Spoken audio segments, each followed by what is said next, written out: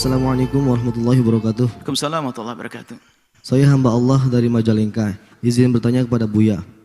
Saya pernah melihat postingan satu ustadz yang mengatakan bahwa bermadhab itu tidak wajib. Salah satu buktinya bahwa masyarakat Indonesia yang mengikuti madhab Imam Syafi'i ketika adzan memakai adzannya Bilal. Sedangkan madhab Imam Syafi'i memakai adzannya sahabat Abu Mahdurah, yang mana lafaz adzannya berbeda dengan lafaz adzannya Bilal. Ustadz itu mengatakan bahwa bermadhab itu tidak wajib. Bermadhab hanya boleh-boleh saja. Mohon pencerahannya Buya mengenai adzan tersebut dan mengenai hukum bermadhab. Terima kasih. Bermadhab maknanya mengikuti ulama. Dan mengikuti ulama tentunya kita harus punya akal sehat. Ulama bagaimana yang harus kita ikuti? Kalau ada ulama di akhir zaman mengatakan saya berdiri sendiri, tidak urusan dengan ulama lain, saya tidak akan percaya. Karena apa? Belum teruji. Tapi kalau ada ulama yang sudah dinobatkan oleh orang lain, kemudian diikuti oleh yang lainnya, kemudian ilmunya dibahas, dikokohkan, itu baru ulama. Nah, bermadhab itu seperti itu. Ada Imam Malik, ilmunya diuji, muridnya mengerumuninya. Diuji ilmunya Imam Malik, terus sampai keluar. Pengikut murid-murid Imam Malik itu membukukannya. Dan murid Imam Malik alim juga. Ini jelas Imam Malik, Imam Abu Hanifah, Imam Syafi'i, Imam Ahmad bin Hanbal. Jadi bukan sekedar seorang alim, dia belajar, ngafal Quran, baca hadis, lalu berjidat. Kalau tidak ada, siapa yang mengukuhkan? Kalau Imam Syafi'i kan diuji ilmunya. Diuji dari masa ke masa, lihat. Sehingga semakin pengikutnya mengukuhkan, berarti semakin kuat. Makanya Imam Ahmad bin Hanbal punya murid. Imam Ahmad sendiri muridnya Imam Syafi'i. Imam Syafi'i muridnya Imam Malik. Imam Malik pun ternyata ketemu dengan Imam Syafi'i dari guru yang lain. Dengan Imam Abu Hanifah. Jadi gitu, jadi sambung menyambung ilmu. Lah ini ada orang akhir zaman mengatakan saya mujtahid, saya tidak ada urusan dengan imam madhab. Loh, ilmumu dari mana? Bohong kalau tidak ngintip ilmunya imam madhab. Tak tahu yang dibaca adalah kitab Subulus Salam. Sama ngintip ilmunya imam madhab, tapi gayanya mujtahid. Nah, ini kan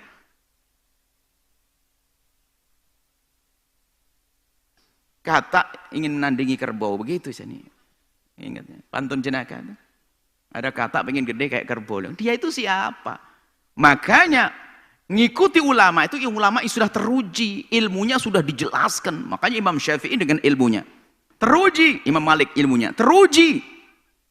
Kalau tidak teruji, nggak ada orang menyarai. Coba kalau saya punya omongan buku saya tulis, nggak ada yang mencari buku saya, nggak teruji. Biarpun dari Quran, nah. Jadi maksud bermadhab itu ngikuti ulama. Ulama yang sudah teruji, makanya kita ikut ulama madhab Syafi'i. Ada di Maroko ulama madhab Maliki, ada di India ulama madhab Hanafi, seperti itu. Mengikuti para ulama. Jadi yang dimaksud bermadhab itu mengikuti ulama. Biarpun namanya orang awam, kadang ketemunya madhab-madhab yang enggak. Kadang enggak ketemu madhab Syafi'i, kadang ini. Ini dari bermadhab, jangan sampai kita mengelabui. Bermadhab itu kok menabikan imam. Oh enggak, justru kita itu harus kembali kepada kitabullah wa sunnah Rasulillah. Itu harga mati. Cuman cara kembalinya gimana?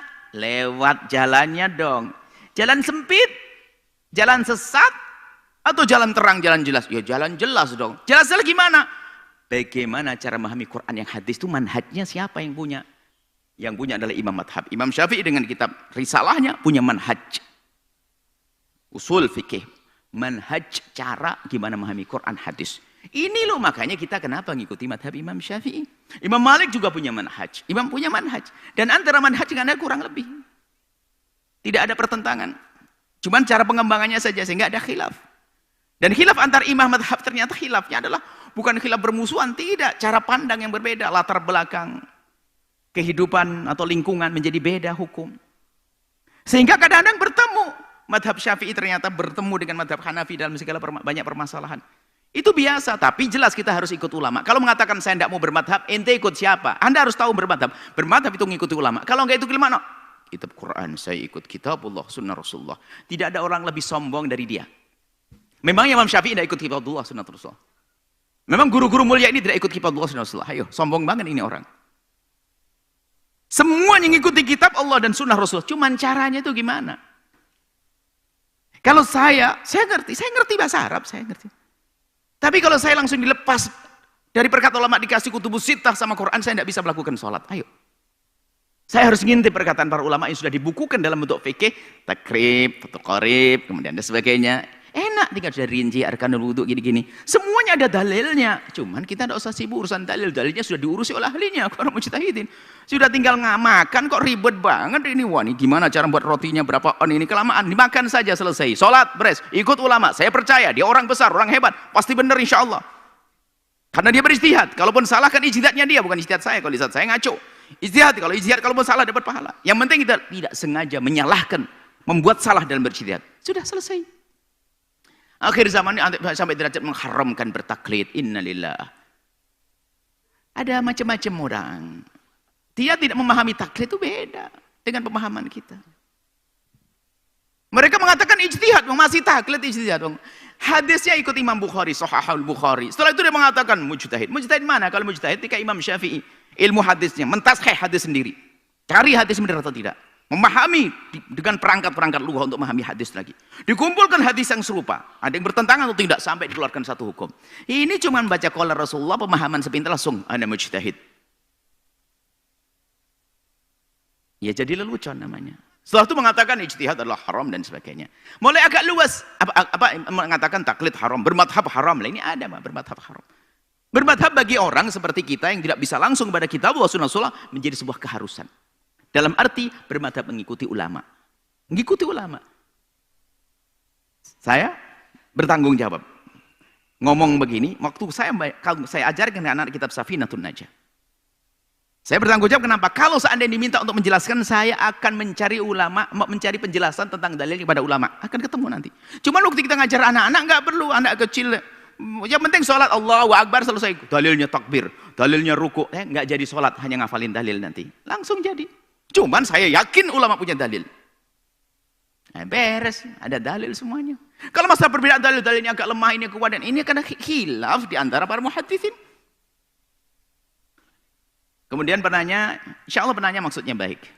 Tapi lihat, bermadhab adalah, ini sebuah keharusan. Kalau tidak kita tidak bisa ikut ulama. Coba. Ada yang mengatakan nggak mau bermadhab. Dia buat madhab baru rupanya. Bahasanya kita perlu bermadhab. Madhab saya adalah tidak bermadhab. Makanya begitu kan sebetulnya.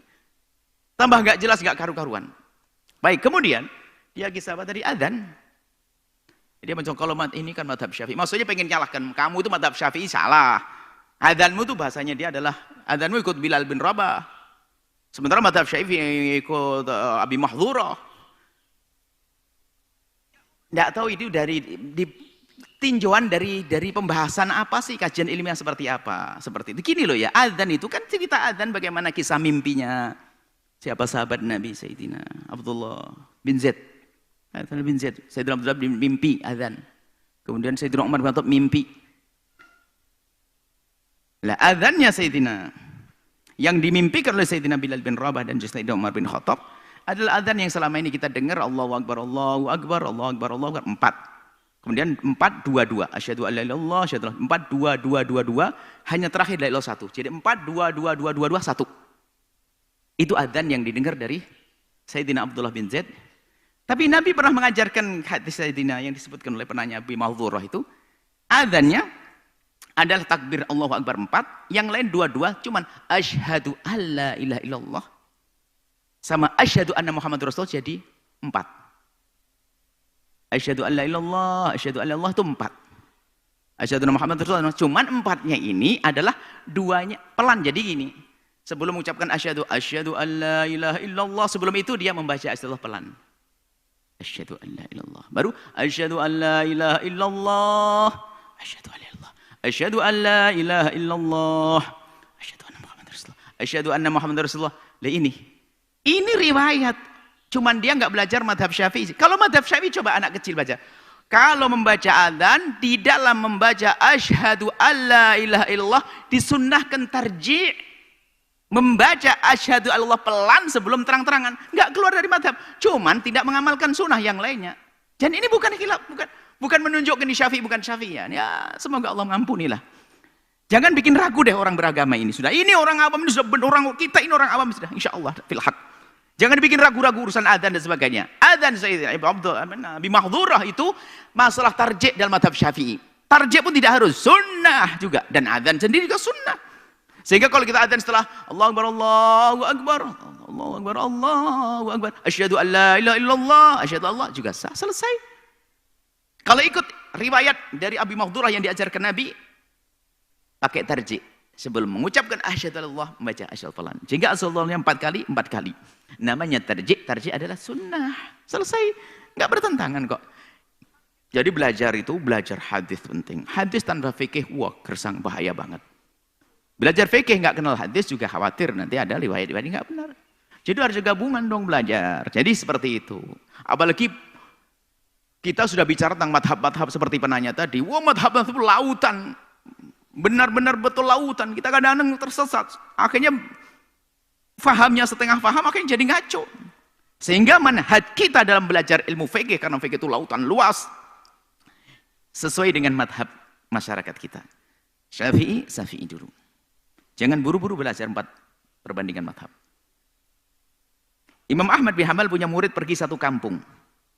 Rupanya di masyarakat tersebut madhabnya adalah bukan madhab Imam Ahmad bin Hanbal. Imam Ahmad bin Hanbal punya murid pergi ke sebuah kota, rupanya di kota itu bukan madhab Hambali. Kembali kepada Imam Ahmad bin Hanbal lalu ditanya, apa yang kau kerjakan di sana? Ya Imam Ahmad, di kampung itu tidak ada yang mengikuti madhabmu. Maksudnya tidak mengikuti pendapat-pendapatmu. Terus apa yang kau kerjakan? Aku akan rubah mereka agar bisa mengikuti madhab kita. Maksudnya pengen bangga gurunya. Imam Ahmad marah, tidak, kau belajar madhab mereka.